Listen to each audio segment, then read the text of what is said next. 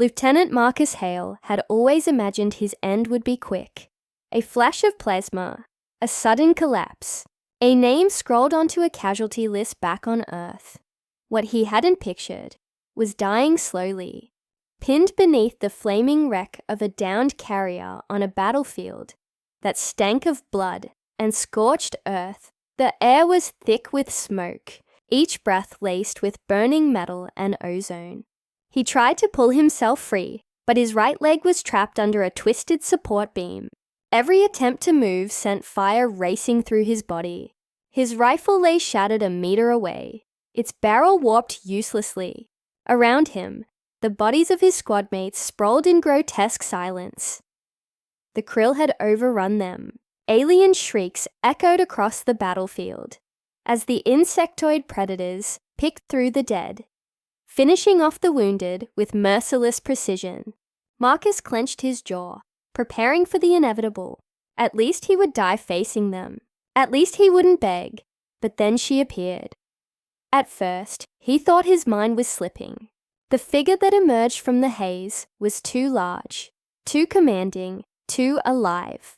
She stood nearly 3 meters tall, her carapace gleaming black in the firelight, segmented armor reflecting orange flames.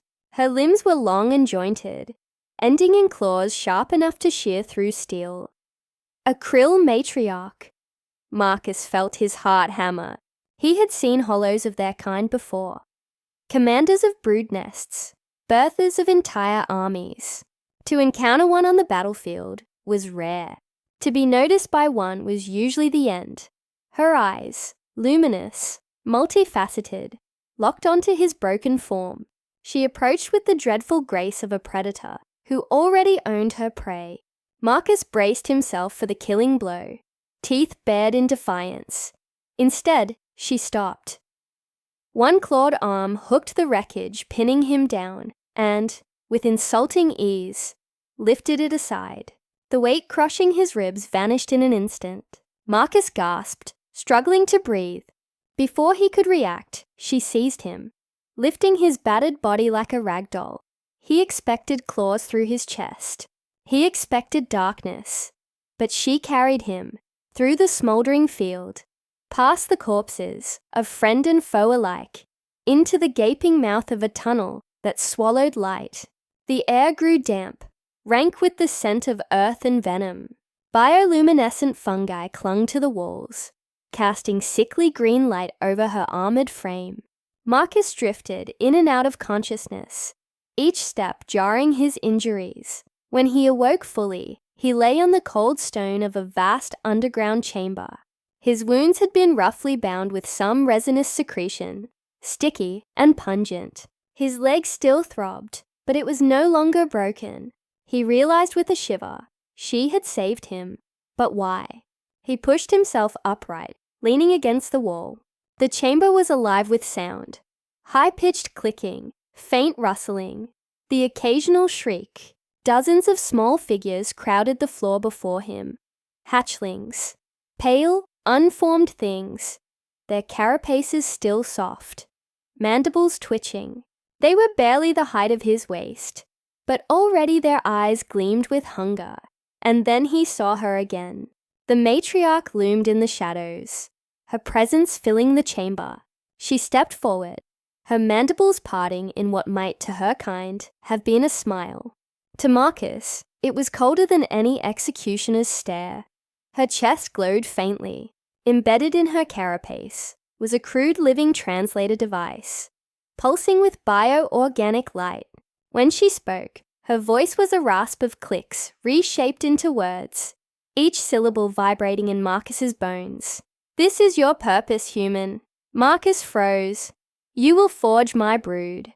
By sunrise, they must learn strength. Teach them as you teach your kind. Make them warriors, or be their meal." Her words echoed through the chamber like a death sentence. The broodlings stirred, their mandibles snapping, eyes fixed on him. Hunger radiated from them, primal and unrestrained. He realized the truth in an instant. If he failed to control them, to train them, they would devour him without hesitation. Marcus's heart pounded. His instincts screamed to resist, to spit defiance into her alien face, but reason held him still. He had seen the way she lifted steel, as though it were straw, the way her brood swarmed with lethal promise. This was not a threat he could fight head-on. She had not spared him from mercy. She had spared him for use, and now, in the flickering green glow of the brood chamber, Marcus Hale understood the terrible bargain forced upon him. By dawn, he must turn her ravenous hatchlings into something resembling soldiers, or he would become their first meal. Marcus Hale had trained humans before, fresh-faced recruits from the colonies, men and women who thought a rifle made them invincible until the first shot snapped past their ear. He knew what it was to break weakness and mold it into discipline, but never had he been asked to train this. The broodlings surrounded him, dozens of pale, half-formed creatures clattering their mandibles, their soft carapaces glistening in the bioluminescent glow. Their movements were jerky, erratic, hungry. They were predators without control, blades without hilts, and if he failed to master them, they would tear him apart before sunrise. Marcus forced himself upright, ignoring the pain in his ribs. His hands shook, but his voice did not. He knew from years of drilling soldiers that fear was a poison that spread fastest when seen. If he showed weakness, he was dead. Lesson 1, he muttered under his breath, gripping a shard of shed chitin from the chamber floor. It was long, jagged, and light enough to wield like a baton. Discipline! The broodlings hissed as one and surged toward him in a frenzy of limbs and snapping mandibles. His survival instinct screamed at him to run, but Marcus did what he had always done when chaos struck. He barked a command. Stop! The word cracked through the chamber like a gunshot. At the same time, he slammed the shard of chitin against the stone floor, producing a sharp, ringing crack. The broodlings halted for a split second, startled by the sudden sound. Marcus seized the moment. He raised his voice, steady and commanding, the tone he once used to corral terrified recruits. Stop! He shouted again, striking the floor once more. The sound echoed, deliberate, forceful. Several broodlings froze in place this time, tilting their alien heads toward him. Their hunger warred with curiosity. Good. They understood tone. Hours blurred as Marcus repeated the process, hammering the command into them through rhythm, repetition, and force. When they obeyed, even by accident, he rewarded them, not with food, for he had none, but with approval. He clapped the shard against the ground in a sharp rhythm that seemed to please them, a mimicry of insectoid language. When they disobeyed, when they lunged too close, or snapped their mandibles at him, Marcus struck hard and fast with his makeshift staff. He did not hesitate, did not flinch. Pain was a teacher as old as war, and the broodlings learned quickly. By the second hour, nearly half of them stopped on command. By the third, they formed rough clusters, imitating his stance. Their movements were clumsy, their instincts still wild. But order, real order, was beginning to take root. From the shadows above, the matriarch watched. Her cold eyes followed every motion, every strike, every command. Her mandibles twitched in amusement, or perhaps approval. Marcus ignored her. His focus was on the brood. He fashioned crude drills, forcing the hatchlings into lines, then ordering them to strike at stone outcroppings as though they were targets. When one succeeded in mimicking his lunge, he barked approval.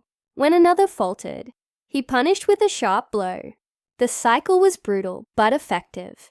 At one point, a broodling larger than the rest broke ranks and lunged at him, hunger overtaking discipline. Marcus reacted on instinct. He sidestepped, swinging his shard hard across its mandibles. The crack echoed as the creature tumbled to the ground, stunned. The others hissed, but Marcus stood tall, eyes blazing. "You see that?" he roared, slamming the shard against the stone. Discipline keeps you alive. Chaos gets you killed. They didn't understand his words. Not truly. But they understood his fury, his dominance. The brood quieted, mandibles twitching nervously. By midnight, they no longer resembled a mindless swarm. They moved in rough synchronization, forming crude lines when commanded, halting when ordered, attacking only when directed. Primitive soldiers, yes, but soldiers nonetheless. Marcus collapsed against the cavern wall, chest heaving, his body trembling from pain and exhaustion. His wounds screamed, but his voice had not broken, and that had been enough. The broodlings gathered before him, no longer circling him as prey, but waiting, expectant, their multifaceted eyes fixed on him as though he was something more than a meal, something closer to a leader. The matriarch stepped forward from the shadows then, her towering form blotting out the bioluminescent glow. Her mandibles parted, curling in that same expressionless, icy smile. "You may yet live till dawn," she murmured through the translator. Marcus met her gaze, too tired to speak but unwilling to bow his head. He wasn't sure if he had survived the night or only prolonged his death. But one thing was clear. He had begun to change her brood, and in doing so, he had crossed a line that could never be undone. By the time the faint green glow in the brood cavern walls began to shift toward dawn's arrival, Marcus had pushed himself to his breaking point. His throat was raw from shouting, his arms ached from swinging the shard of chitin, and his blood seeped through makeshift bandages. But none of that mattered. What mattered was that the broodlings were changing. They were no longer a snapping, ravenous swarm. When he barked orders, most of them froze. When he gestured, they mimicked. When he commanded them to strike at a target, they struck together. Primitive discipline had taken root, and Marcus had bought himself a few more hours of life, but not all of them followed. One broodling, larger, stronger, quicker, resisted at every turn. Its mandibles were sharper, its movements faster, its eyes filled with raw hunger and pride. Where the others bent under Marcus's voice, this one snapped, disrupting drills, lunging at siblings, scattering formations with snarls. Marcus recognized it instantly. He had seen its type 100 times before in human recruits. The arrogant one, the challenger, the soldier who believed raw power outweighed unity. In every army, there was always one, and Marcus had always known what to do with them. That truth didn't change just because his recruits had carapaces instead of skin. He gripped his shard of chitin tighter and raised his voice. "You!" he barked, stabbing the shard toward the rebellious broodling. "Front and center!" The other hatchlings hissed and clicked, backing away. The larger one tilted its head, mandibles twitching. Then, with a hiss, it lumbered forward, eyes locked on Marcus. The matriarch stirred in the shadows above. She knew what was about to happen. Marcus realized with grim certainty that this was a test, not of the broodling, but of him. The creature lunged. Pain tore across Marcus's arm as its claws raked flesh, hot blood spraying against the cavern floor. He staggered, teeth clenched, but did not fall. He pivoted on his good leg and swung the shard of chitin with every ounce of strength he had left. The jagged edge struck the broodling square in its thorax, the crack ringing out like a gunshot. The hatchling screeched, tumbling across the stone, stunned but not defeated. It scrambled upright, mandibles clashing, ready to leap again. Marcus didn't give it the chance. He surged forward, driving his boot down hard on its chest. The creature writhed beneath him, claws scrabbling against his armor, but Marcus bore down with all his weight. His breath came in ragged snarls as he pressed harder, pinning it to the ground. The chamber fell silent. The other broodlings froze, eyes locked on the scene before them. Marcus leaned down, his face, inches from the broodling's writhing mandibles. Blood dripped from his arm, spattering its pale carapace. His voice, though hoarse, cut through the cavern like a blade. Strength without control, he growled. Is weakness. The broodling thrashed once more, then stilled. Its mandibles lowered in something disturbingly like submission. Marcus held it there a moment longer, before finally releasing his grip. Staggering back with chest heaving, he turned to the others, lifting the shard of chitin high. His arm trembled, his body screamed in agony, but his voice carried the weight of command. Obey, he snarled. Or you end the same. For the first time, the broodlings reacted not as individuals, but as a unit. They bowed their heads, mandibles twitching in acknowledgement. Their fear had shifted into something Marcus knew all too well: respect. Born of dominance, the matriarch descended from the shadows then, her massive frame blotting out the chamber's glow. Her eyes glittered like cold fire as she surveyed the brood. Her brood, now molded by a human hand. You forge well, human, she hissed through the translator. Her mandibles parted in that same terrible approximation of a smile. Perhaps too well. Marcus wiped blood from his arm and forced himself to stand tall, refusing to let her see weakness. Inside, however, his stomach twisted. He had survived the night, but at a cost. He had broken the brood's strongest, and in doing so, claimed authority over all of them. Their alien eyes no longer saw him as prey. They saw him as leader, and Marcus realized the matriarch had achieved exactly what she wanted. By sunrise, her broodlings were no longer feral hatchlings. They were soldiers in the making, soldiers trained by a human. The broodlings were no longer hatchlings. They still bore soft carapaces and twitching mandibles, but under Marcus's relentless voice, they had learned to march in crude lines, to halt on command, to strike together instead of alone. He had drilled them until his throat burned and his vision blurred. But the matriarch was not satisfied. Words are not war, she hissed, her towering frame emerging from the shadows. Drills are not blood. Let them taste the fire of survival. Before Marcus could protest, she swept her claws across a resinous barrier at the edge of the chamber. It dissolved, revealing a tunnel leading deeper into the hive's bowels. A gust of fetid air swept in, carrying the stench of predators that lurked below. Prove their strength, she commanded, or they feast on you. Marcus clenched his jaw. He had no choice. If the broodlings faltered, he would die with them. If they triumphed, he would have forged them into something far more dangerous than he ever intended. He raised his shard of chitin and barked the command he had drilled into them 100 times. Form up! The broodlings scuttled into rough formation, their pale bodies quivering with nervous energy. Their mandibles clicked in a rhythm Marcus recognized as anticipation. They were hungry, not just for food, but for violence. The tunnels beyond were alive with sound. Skittering, slithering, the guttural growl of unseen beasts. Marcus's instincts screamed at him to run, but he forced himself forward. If he broke, they would break. The first predator struck without warning.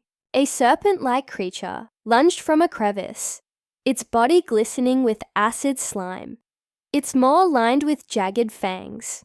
The broodlings shrieked, some scattering, some charging blindly. Hold! Marcus roared, slamming his shard against the stone. The sound echoed, cutting through their panic. Circle it! Surround! To his astonishment, they obeyed. The broodlings fanned out, encircling the beast. One lunged too early and was nearly gutted, but the others struck in coordination, snapping at its flanks, forcing it to turn and twist. Marcus saw the opening and shouted, "Together! Now!" As one, the broodlings hurled themselves forward, their mandibles sinking into flesh. The serpent shrieked, thrashing wildly, but it was too late. The swarm overwhelmed it, tearing it apart in a flurry of claws and teeth. When the beast finally collapsed, broken and still, the broodlings reared back and shrieked in triumph. Marcus stood frozen, staring. They hadn't just killed it. They had executed a maneuver. They had fought with unity, with tactics. They had become something far more dangerous than feral predators, and he had taught them how. The matriarch's eyes gleamed in the shadows, her mandibles curling in icy satisfaction. The brood pressed on. More predators came. A spider beast with venom-dripping fangs. A pack of scuttling scavengers with hooked limbs. But with each battle, the broodlings grew sharper. They no longer broke formation when Marcus barked orders. They adapted, flanking enemies, baiting attacks, covering one another with brutal efficiency. Marcus guided them like he had guided recruits back on Earth. His voice sharp and commanding. Left flank, cut them off. Don't scatter, hold your line. Strike as one. By the third battle, he realized something chilling. They weren't just learning, they were evolving. When one broodling was pinned beneath a scavenger's claws, another darted in to pull it free, striking the attacker's exposed throat. That was no instinct. That was training. That was teamwork. The cavern walls vibrated with shrieks of victory after each kill. The broodlings looked to Marcus not with hunger now, but with expectation, their alien eyes wide as they waited for his next order. By the time they returned to the chamber, their pale carapaces were streaked with blood and ichor. Their mandibles clicked in unison, not the erratic hunger of before, but the rhythm of soldiers awaiting their commander's word. Marcus collapsed to one knee, his chest heaving, his mind spinning with the horror of what he had done. He had taken them from hatchlings to fighters in a single night. The matriarch descended then, her presence filling the chamber with cold authority. She studied her broodlings with unmistakable pride before turning her gaze upon Marcus. "You have done what no krill has ever done," she rasped. "You gave them unity. You gave them more than instinct." Marcus stared up at her, sweat and blood dripping from his chin. "And now what? You kill me." Her mandibles curled in that same terrible approximation of a smile. "No, you are no longer prey. You are teacher. And my brood hungers for more." Marcus's stomach twisted. Dawn was coming. He had survived the night, but in doing so, he had unleashed something new upon the galaxy. Not just krill, not just monsters, soldiers, forged by human hands. Part 5. At Dawn, The Choice, expanded to 700 words. The first sliver of dawn broke through the fractures in the cavern ceiling, casting pale light across the blood-stained chamber. The broodlings crouched in a half-circle around Marcus, their bodies slick with ichor, mandibles twitching with anticipation. Their eyes glowed faintly, fixed not on the matriarch towering behind them, but on him. Marcus's heart thundered. He had survived the night, but survival had not come without cost. These creatures, the brood he had trained, were no longer wild predators. They moved with precision, struck with coordination, fought like a unit. In less than one cycle, they had become a warband, and they looked to him as their commander. The matriarch descended from her perch, her massive frame blotting out the growing dawn. Her mandibles clicked in approval, though her tone remained sharp as ever. "You have done it, human. They live, more than live.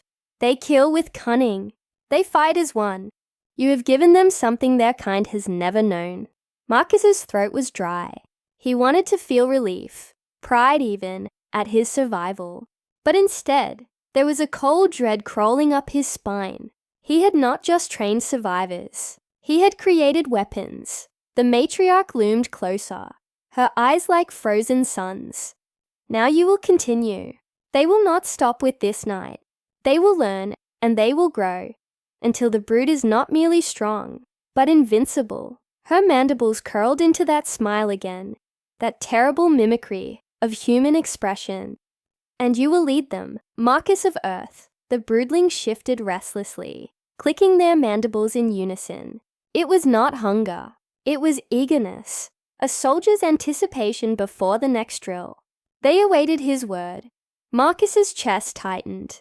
In their alien eyes, he saw something that chilled him even more than the matriarch's cold satisfaction.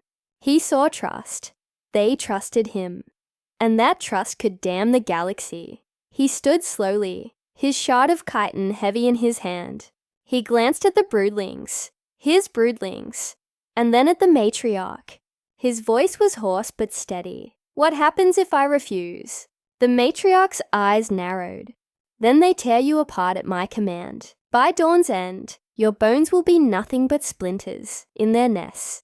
Do not mistake this mercy for weakness, Marcus exhaled, the air rattling from his lungs. He could see the truth in her words. Refusal was death. Acceptance meant survival. But it also meant unleashing something terrible upon every star his kind had ever dreamed of reaching. He looked again at the broodlings. They waited, silent now, their bodies quivering with readiness. They were monsters, yes, but he had seen them fight for one another. He had seen them learn discipline, courage, even sacrifice. They were not only predators anymore. And that gave him an idea. Marcus squared his shoulders, his voice ringing through the chamber with the authority of a drill sergeant. You want warriors? Fine, I'll make them warriors. But they'll be mine. They'll learn my way, not yours. If you want me to forge them, then understand this. Once you give them to me, they'll no longer be yours. The matriarch tilted her massive head, mandibles twitching in amusement, or perhaps calculation. For a long moment, silence hung heavy in the cavern. Then she rasped, so be it, forge them, bend them, break them, make them yours. But if they falter, if they fail, you die with them. Marcus gave a grim nod. Deal! The broodlings erupted in a chorus of shrieks. But this time it wasn't the frenzied screech of wild things. It was something organized, unified, a battle cry, rough and unrefined, but unmistakably learned. As the sound echoed through the cavern, Marcus felt the weight of what he had just agreed to. He had turned a nest of ravenous predators into something more, a company, a unit, soldiers. And now, whether he liked it or not, he was their commander. The dawn light spread further across the chamber, bathing the broodlings in a pale glow. Their carapaces gleamed, their eyes burned, their mandibles clicked in rhythm. They were no longer waiting to eat him. They were waiting to follow him. Marcus tightened his grip on the chitin blade. His fate was sealed. The galaxy thought it had faced the worst the krill could unleash. They hadn't seen what human hands could make of them. By dawn, Marcus had not just survived. He had birthed a new kind of terror. And as he looked upon his brood, his voice cut through their clicking rhythm with the steel of command. Form up! Training begins again. The matriarch's icy smile widened. But behind her eyes was something else. Uncertainty. Because for the first time in her long, merciless reign, the brood's gaze was not on her. It was on him.